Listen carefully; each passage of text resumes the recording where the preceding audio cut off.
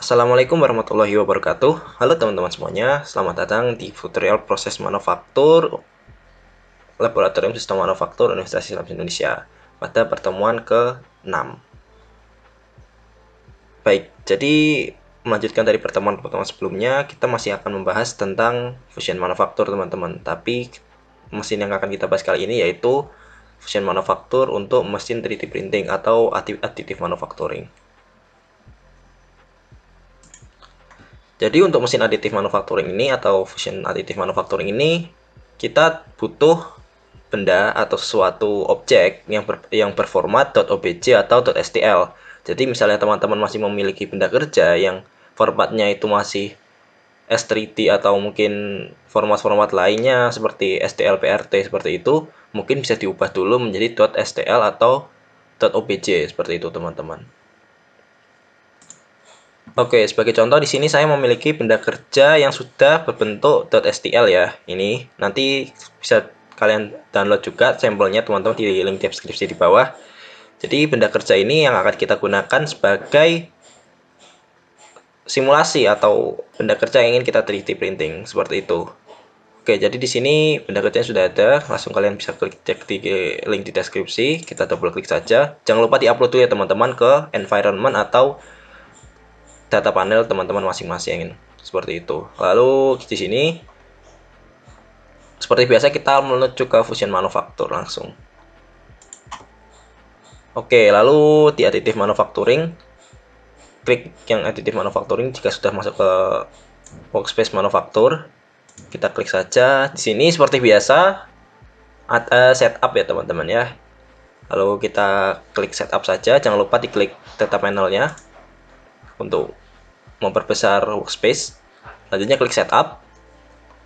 Oke, di sini kita jangan lupa untuk memilih mesin. Nah, di sini mesinnya itu dari filter kita cari ke aditif. Kita klik saja. Nah, di sini ada beberapa mesin, teman-teman.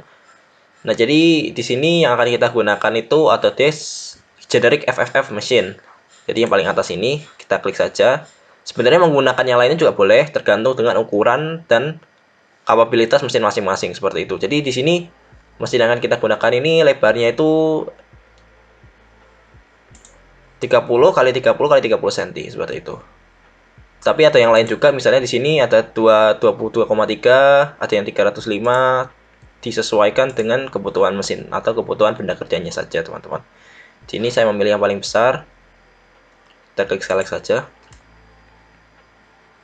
Nah, oke, jadi di sini jika kita lihat ukuran benda kerja yang ingin kita printing dengan workspace 3D printingnya, ini tuh masih sangat jauh. Bisa dilihat benda kerjanya itu ukurannya jauh lebih besar daripada tempat 3D printingnya itu. Sini, ini adalah tempat 3D printingnya yang akan kita gunakan nanti sebagai tempat untuk melakukan simulasi 3D printingnya itu di sini, teman-teman. Nah, karena di lingkungan yang sangat besar, hal yang pertama kita lakukan yaitu mengubah skala dari benda kerjanya itu untuk disesuaikan ke tempat simulasi. Seperti itu. Jadi, langkah pertamanya kita close dulu, kita ganti ke workspace design, teman-teman.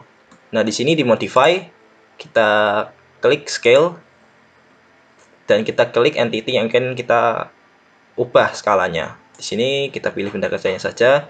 Nah, di sini ada scale factor ya, teman-teman ya. Jadi, ini tuh seberapa persen perbesaran atau kekecilan dari benda kerjanya yang ingin kita ubah tadi. Misal di sini 1, berarti ini 100%, teman-teman. Nah, jika kita ingin mengubah menjadi mungkin di sini 20%, mengecilkan 20%, kita ubah ukurannya menjadi 0,2.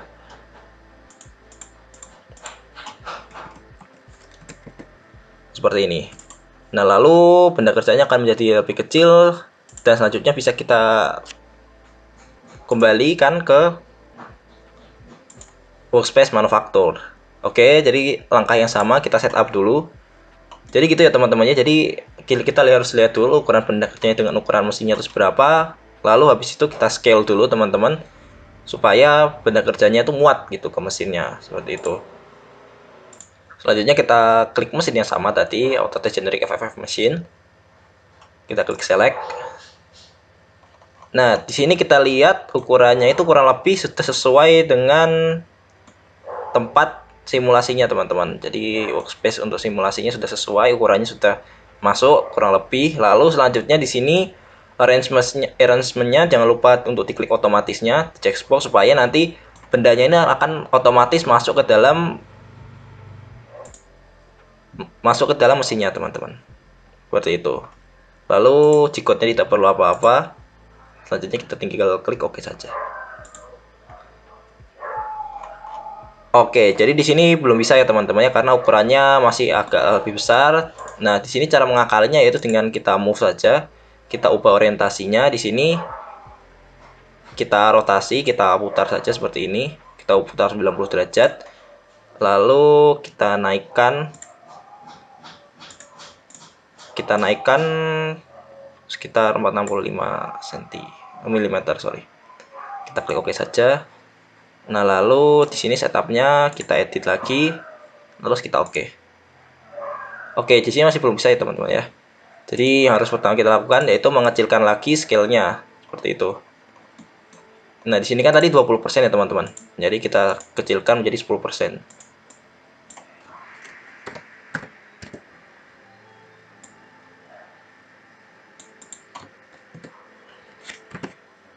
Jadi tadi karena sudah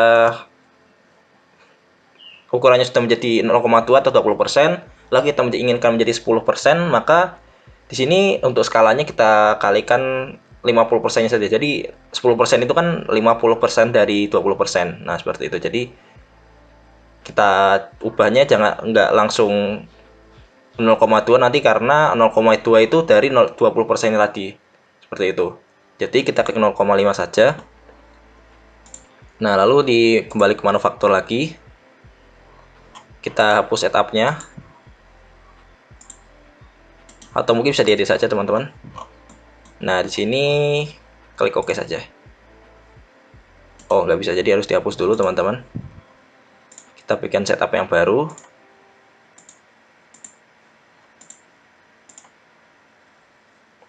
Lalu klik OK. Nah, oke, jadi di sini benda kerjanya akan otomatis masuk ke workspace-nya atau tempat simulasinya, mesinnya seperti itu. Lalu bisa kita lihat di sini orientasinya sudah otomatis ya teman-teman ya. Akan secara otomatis akan membaca benda kerjanya itu supaya diorientasikan ke tengah seperti itu. Nah, selanjutnya teman-teman, jika di sini ada misalnya benda kerjanya ini masih mengambang gitu, di sini ada beberapa opsi. Yang pertama itu minimize build height. Jadi bagaimana caranya? Autodesk ini akan otomatis mengecilkan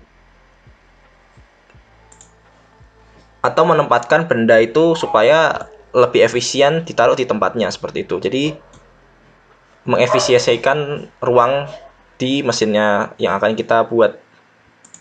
Jadi lebih mengefisiensikan tempat simulasinya seperti itu.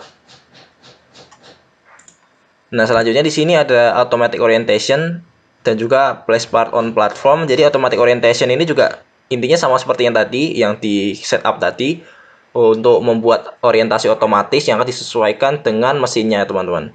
Seperti itu. Lalu ada place part on platform. Jadi misalnya ini partnya teman-teman masih ngambang nih, masih ngambang di atas, jadi tidak menyentuh permukaan paling bawah di permukaan paling bawah di mesinnya teman-teman. Jadi misal benda kerjanya ini atau yang ingin kita 3D printing ini tidak menyentuh ke mesinnya permukaan mesin seperti itu. Jadi di sini jika belum menyentuh gitu nanti bisa diklik place on platform seperti ini teman-teman. Nanti akan otomatis akan diorientasikan supaya benda kerjanya itu menyentuh ke permukaan bagian ininya. Seperti itu. Oke, selanjutnya di sini ada print settings. Nah, print setting ini digunakan untuk mengatur isian atau material yang ingin kita gunakan dalam 3D printing ini, teman-teman. Di sini ada beberapa material ya. Di sini bisa kita lihat ada PLA 1,7, ada ABS 1,7 sama PLA 2,85. Jadi di sini di Fusion ini ada beberapa macam ya, ada yang ABS 1,75, ada yang ABS 0,85 dan lain-lain. Nah, di sini kita menyesuaikan saja. Ini bisa menggunakan beberapa penyesuaian sesuai dengan apa bahan materialnya yang ingin kita pilih, dan juga menyesuaikan terhadap kebutuhan seperti itu. Karena di sini kebutuhan kita cukup terpenuhi dengan PLA, maka kita akan menggunakan PLA 1,75 ini dengan nozzle-nya 0,4 mm. Kita klik ke select saja. Oke. Lalu selanjutnya di sini ada infill. Nah, infill ini digunakan untuk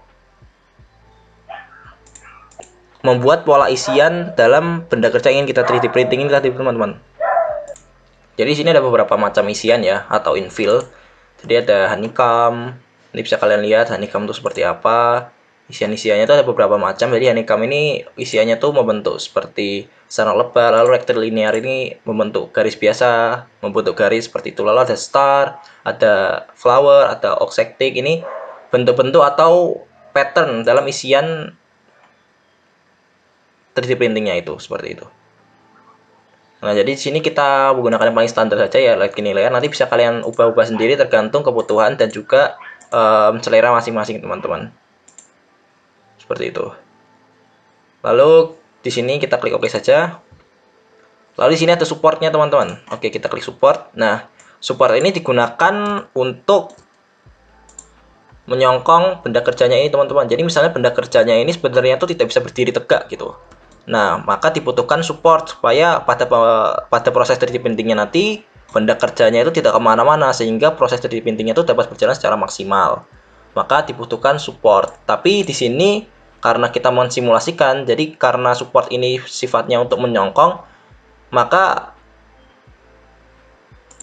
hasil dari benda kerjanya itu nanti tidak akan 100% mirip dengan apa yang terdisplay di sini, teman-teman. Jadi karena ada supportnya, nanti mungkin di sini ada beberapa tambahan infill seperti itu. Nah, di sini karena kita hanya simulasi, maka supportnya ini kita off-kan saja. Tapi untuk pengerjaan di real world atau di pengerjaan secara langsung, itu support ini sangat diperlukan seperti itu. Tapi karena ini hanya simulasi, kita unchecklist. Selanjutnya kita klik OK. Nah, maka langkah terakhir yang harus kita lakukan yaitu mensimulasikan dari benda kerjanya itu sendiri. Pertama kita generate dulu, teman-teman. Untuk mengenerate toolpath-nya, selanjutnya kita simulasikan langsung.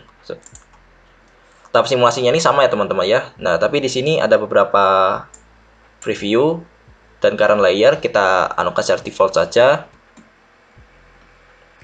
Lalu teman-teman bisa mengatur kecepatannya seperti biasa di sini.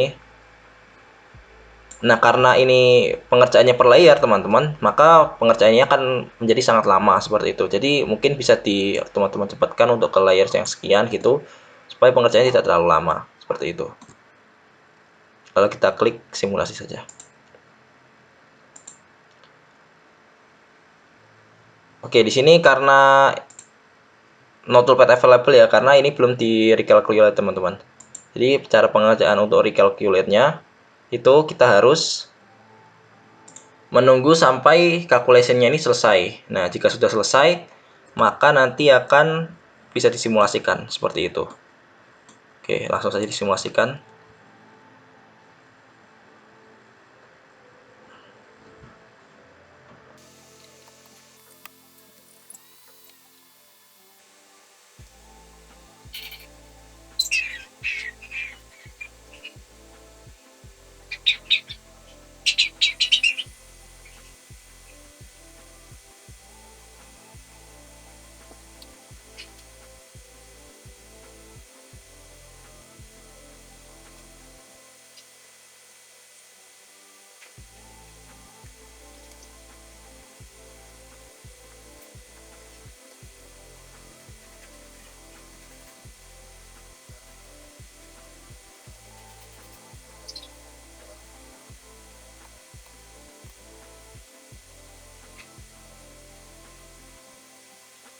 Baik, teman-teman, kurang lebih seperti itu proses dari mesin 3D printing yang telah disimulasikan. Sebenarnya mesin 3D printing ini lebih simpel karena hanya kita harus mengkonsiderasi beberapa fitur-fitur yang ada di sini. Jadi fitur-fitur ini tidak terlalu berpengaruh besar terhadap hasil dari benda kerjanya itu, sebenarnya seperti itu. Baik teman-teman, saya rasa cukup untuk tutorial ke-6 kali ini. Silahkan mengerjakan studi kasus yang telah diberikan. Dengan video kali ini, maka tutorial proses manufaktur selesai. Terima kasih atas partisipasinya dan terima kasih atas perhatiannya. Assalamualaikum warahmatullahi wabarakatuh.